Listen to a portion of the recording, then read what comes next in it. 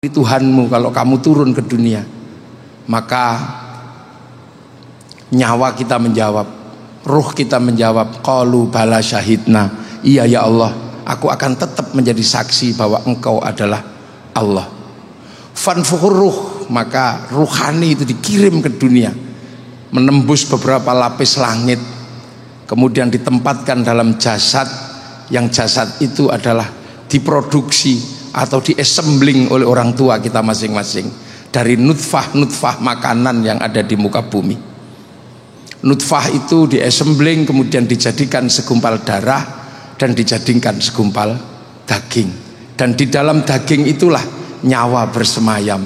Kemudian diproses dalam waktu 9 bulan, dan selama 9 bulan kemudian keluar. Dan ketika keluar, maka yang nampak adalah jasad, dan jasad itu wujudnya mirip dengan yang mengesembling atau yang menyatukan. Kalau yang mengesembling itu Indonesia, maka keluarnya kecil-kecil dan pesek-pesek. Kalau diesembling oleh orang tua di Eropa, maka keluarnya tinggi besar, rambutnya merah. Kalau diesembling di Arab, cantik dan ganteng. Kalau di Cina, tembem sipit. Kalau di Afrika, hitam gosong. Nah, kalau yang ngesembling itu cantik sama ganteng, yang keluar kayak ini. Ini sesuatu. Nah, assembling ini. Nah, generasi berikutnya di assembling. Kalau nenek moyang manusia namanya Nabi Adam dan Siti Hawa, ini bail up. Jadi raga dan nyawanya dibuat di akhirat turun ke sini. Nah, begitu nyawa itu di sini, maka nyawa akan merekam kehidupan selama orang itu ada. Dan ketika nyawa turun, diberi paketannya masing-masing. Paket nyawanya seberapa, paket ekonominya seberapa, paket hartanya, jodohnya seperti apa. Dan teknologi cloud itu sekarang diduplikasi oleh teknologi kehidupan modern, bahwa seluruh kehidupan hari ini diatur oleh sebuah provider atau sebuah hard disk yang ada di langit, yang namanya satelit-satelit yang ada di langit, yang kemudian diturunkan programnya ke dunia lewat kartu-kartu yang ditaruh di handphone masing-masing. Maka apapun yang dilakukan oleh handphone akan tercatat di kartu-kartu yang tersedia. Provider akan mencatat semuanya. Makanya jangan sekali-sekali korupsi menggunakan handphone, karena jejak digitalnya tidak akan pernah hilang. Begitu juga manusia melakukan apapun pasti akan dicatat oleh nyawa yang ada di dalam raga. Maka tugas daripada nyawa ini adalah merekam seluruh kehidupan. Sementara jasad yang terbuat dari dunia, dia akan punya watak dunia. Tangan ini assembling dunia, dia punya watak dunia. Seluruh tangan laki-laki pasti menginginkan sesuatu yang indah untuk disentuh. Apakah itu perempuan atau apa, semua tangan laki-laki sama. Tangan Pak Menteri juga sama, tangan Pak Kiai juga sama, tangan saya juga sama. Yang bedakan cuma rimnya saja. Insya Allah kalau Kiai itu rimnya cakram. Jadi kalau mau dorong berhenti langsung mandek. Nah itu, nah semua, nah yang dilakukan tangan, yang dilakukan oleh mata, yang dilakukan oleh kaki, semua direkam oleh ruhani. Makanya ruhani itu kerjaannya seperti kerjaan kartu memori. Saya di syuting hari ini, seluruh pekerjaan saya direkam oleh syuting ini, dan semua direkam di dalam kartu memori. Setelah rekamannya itu selesai, nanti kemudian yang nyuting marah, kemudian syutingnya dibanting, nggak apa-apa, diinjak-injak nggak apa-apa. Yang penting memorinya masih ada, rekamannya masih ada. Begitu juga handphone dipakai apapun, rekamannya ada, pulsanya juga akan kepotong, dirusak handphonenya, selagi memoranya masih ada, jejak digital di hard disk besarnya masih ada. Teknologi itu terduplikasi. Makanya kartu bisa saling kirim file, bisa saling kirim gambar, bisa saling kirim foto. Begitu juga nyawa bisa saling kirim doa, nyawa bisa saling kirim Fatihah, nyawa bisa saling kirim bacaan Al-Quran. Yang penting punya cara untuk mengirimkannya. Kalau kartu dikirimkan dengan wifi, kalau tidak punya wifi cari wifi gratisan, free wifi di warung-warung. Makanya doa juga sama, kalau disampaikan harus ada wifi-nya. Kalau tidak punya wifi, cari wifi gratisan. Wifi-nya siapa? Wifi-nya Nabi, wifi-nya wali. Kalau free wifi itu .co.id, kalau wifi-nya Nabi ila hadratin nabiyil mustofa. Kalau wifi-nya wali wa ila jami'il auliya illa minal masyariq ila maghribiyah, itu sama. Makanya nyawa dari dulu kita diajari tawassul. Tawassul itu sesungguhnya adalah apa? Tawassul adalah kirim-kirim data, kirim-kirim Fatihah, tapi kita menggunakan wifi-nya para nabi. Makanya kalau ada orang tidak percaya doa bisa dikirim, itu mungkin orang yang tidak memahami prinsip pekerjaan tawassul dan pekerjaan cloud. Kita tidak perlu datang ke Liverpool, kita tidak perlu datang ke Amerika untuk melihat tinjunya Mike Tyson atau sepak bolanya MU sama Liverpool. Tapi kita cukup tunggu di depan masjid, di depan rumah kita masing-masing, di depan televisi. Nanti ada yang nyuting di lokasi, oleh sang nyuting dinaikkan ke satelit, kemudian oleh satelit dibagi ke seluruh dunia. Maka semua mendapatkan bagian yang sama, tanpa harus kemana-mana. Makanya kalau ada orang tidak percaya doa bisa dibagi, orang itu nggak punya TV. Nah ini sesungguhnya sistem kerja cloud itu sudah diajarkan. Makanya kita ini sesungguhnya hari ini apa yang dilakukan oleh kita ini, bagaimana rekaman kita bagus. Nah yang membuat rekaman kita nggak bagus itu karena hawa nafsu dunia. Nah jasad ini wataknya dunia, maka jasad ini suruh merekam yang bagus itu susah karena wataknya dunia. Sementara rohani harus laporan dengan yang bagus bagus. Maka agar rekamannya bagus, nafsunya diturunkan lewat puasa. Kita disuruh menahan hawa nafsu. Insya Allah kalau tangan nafsunya sudah turun, megang yang jelek subhanallah, maka rekamannya subhanallah. Mata melihat sesuatu, masya Allah, rekamannya masya Allah, rekamannya bagus. Tapi kalau nafsunya gede, rekamannya nggak pernah bagus. Lihat apa, wow, rekamannya wow, wo gitu rekamannya. Lihat apa, orang beli TV, kredit, rekamannya kredit. Tapi kalau nafsunya udah turun kendo, masya Allah, alhamdulillah, sendalnya hilang. Kalau nafsunya masih tinggi, kambing yang nyuri.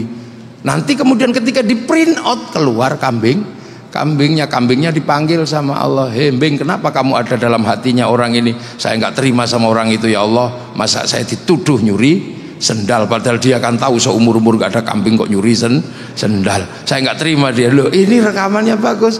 Makanya kalau orang ini rekaman nafsunya udah kendo, turun enak. Apapun rekamannya bagus.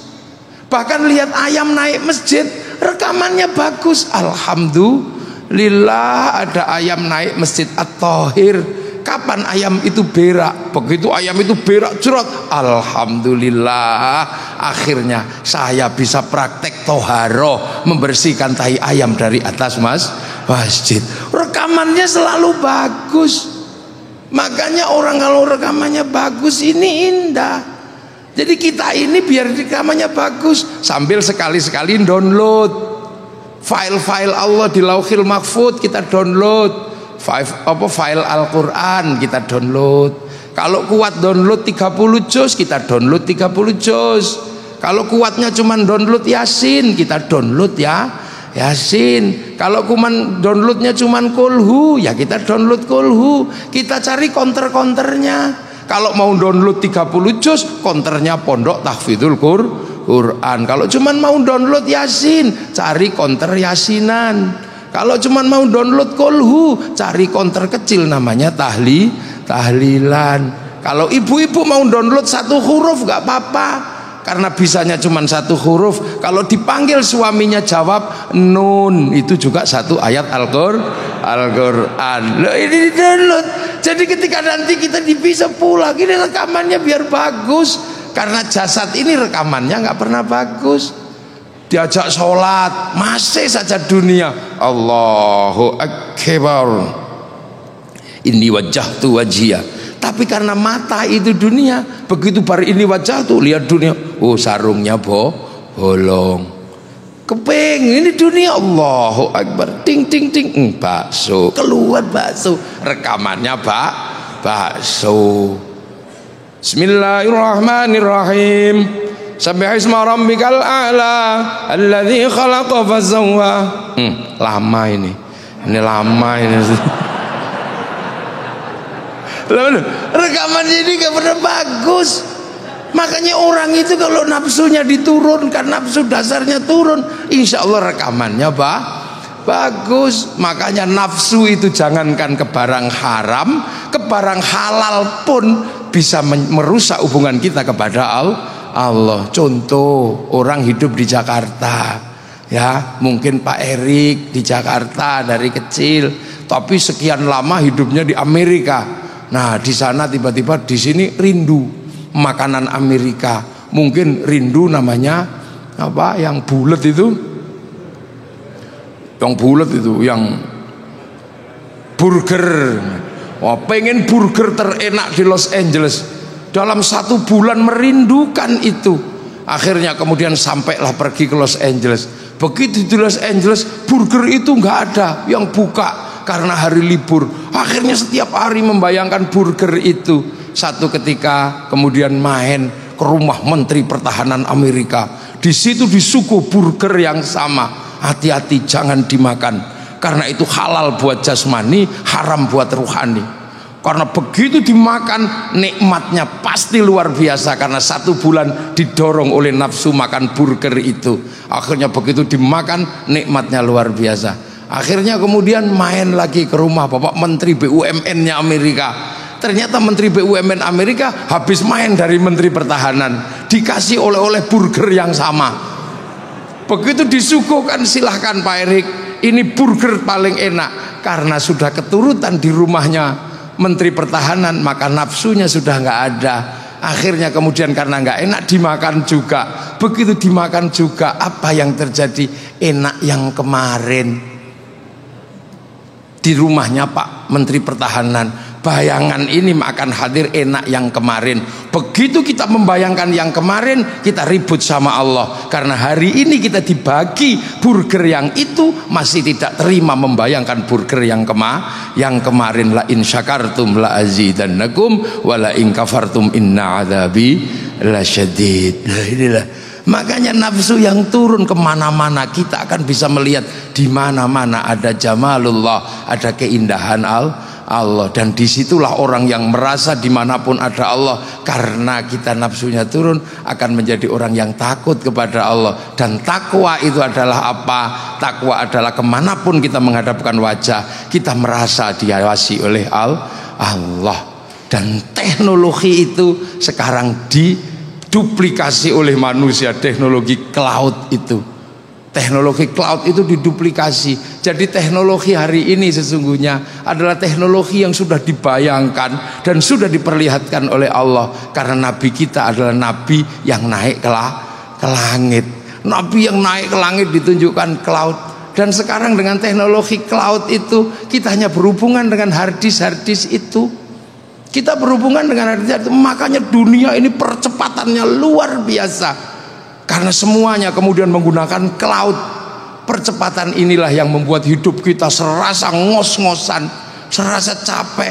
Bahkan dengan cloud ini kita bisa melakukan apapun. Dunia kita ada di dalam smartphone. Apapun jejak digitalnya sekarang ada di situ, dan file dunia semuanya ada di situ. Makanya kalau sekarang ada corona, nggak usah heran.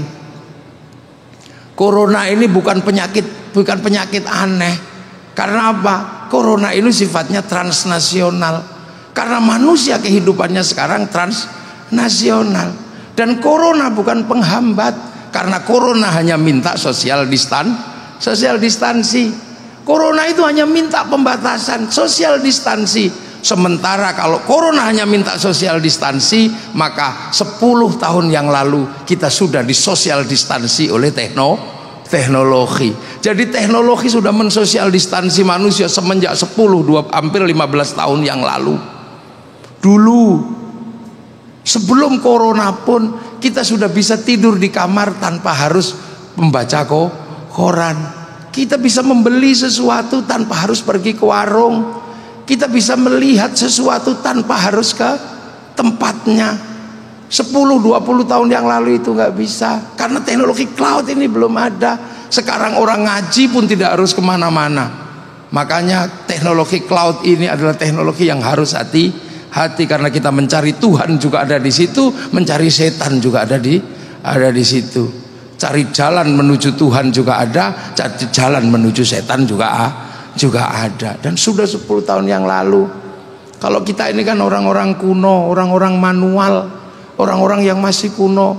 Dulu kalau kita mau lihat Afrika, kita ini masih nunggu flora dan fauna. Seharian ditunggu yang datang Pak Harmoko. Seharian ditunggu yang datang Pak Murdiono. Sekarang dengan teknologi baru kita tinggal buka saja. Tinggal buka, nggak harus kemana-mana, nggak harus berdesak-desakan di depan TV. Kita tinggal ketik tengu Afrika, keluar. Kucing Afrika, keluar. Apapun yang ada di situ bisa keluar semua. Itulah. Jadi semuanya tersedia dan semuanya ada. Dulu kalau kita rindu kepada kekasih, kita ini masih menggunakan kata-kata yang sangat panjang, dan kata-kata itu menghasilkan industri kerinduan.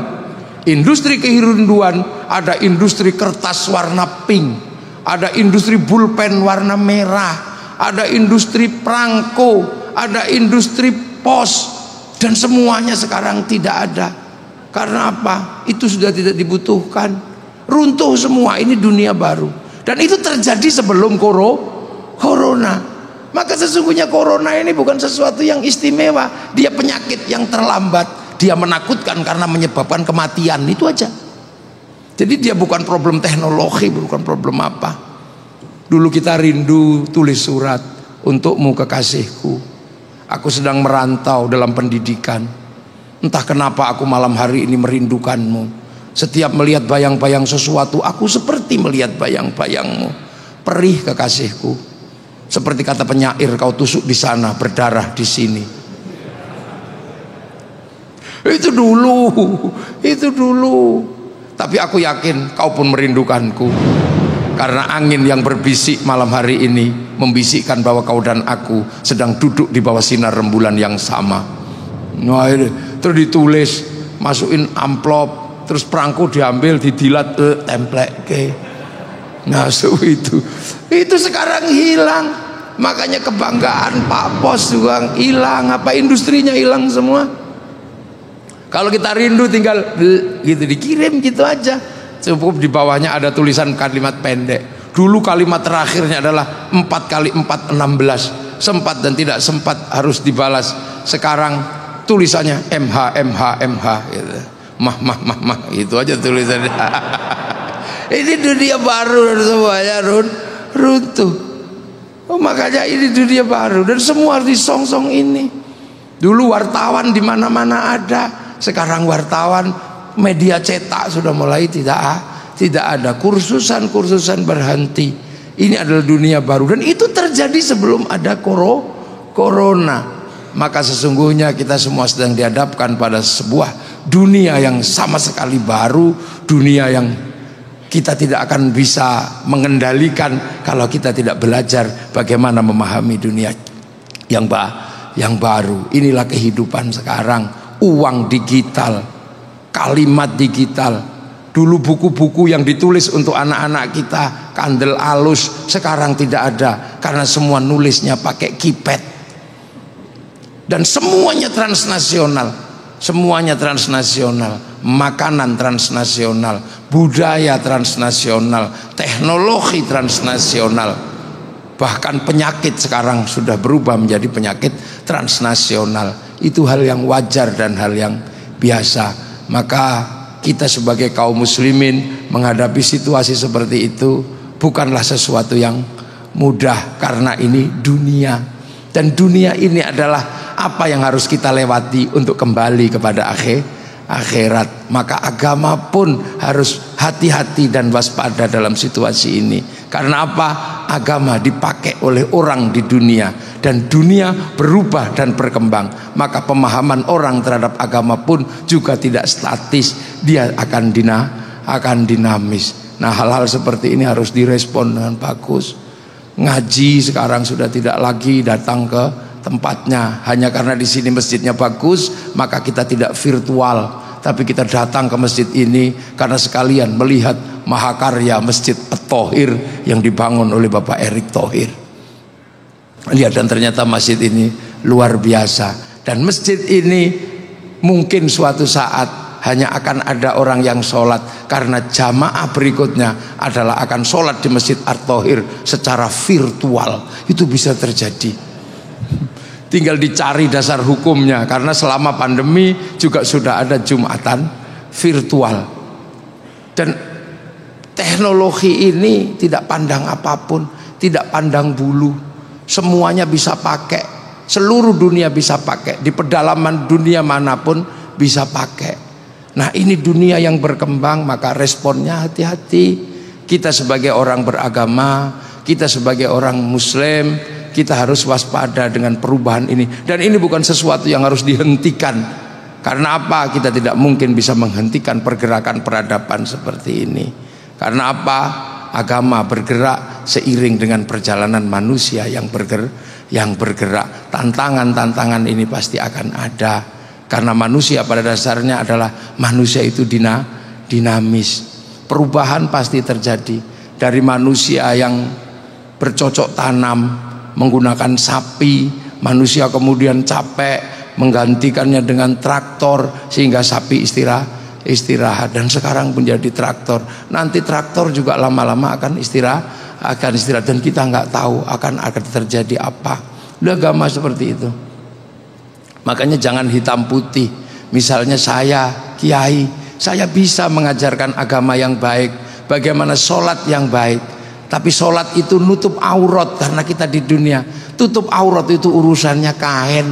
Kain itu urusannya pabrik kain. Urusan pabrik kain kiai sudah tidak tahu, entah siapa yang memproduksi kain, karena kain urusannya pabrik kain. Sholat itu harus toharoh. Toharoh itu urusannya pakai air. Air itu urusannya sekarang pakai sanyo. Kiai sudah gak sanggup mikir sanyo. Ada urusan yang ngurus sanyo karena dia dunia. Setelah dari sanyo diurus pakai pipa. Yang ngurus pipa pabriknya lain lagi. Kiai bisa ngajarkan haji yang paling mabrur sekalipun bisa diajarkan, tapi urusan pemberangkatan itu urusannya pesawat urusannya Boeing sama urusannya Airbus, itu urusannya Yahudi sama urusannya Nasrani. Makanya hati-hati, kalau Yahudi kamu bunuh semua, kamu bisa pergi haji dengan berenang. Ini dunia seperti itu.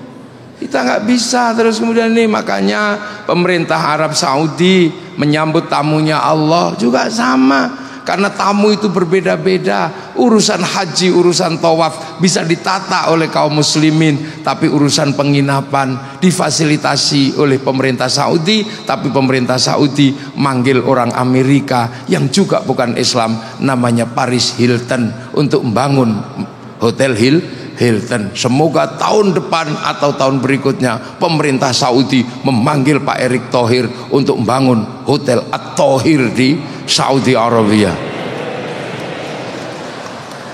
Gitu.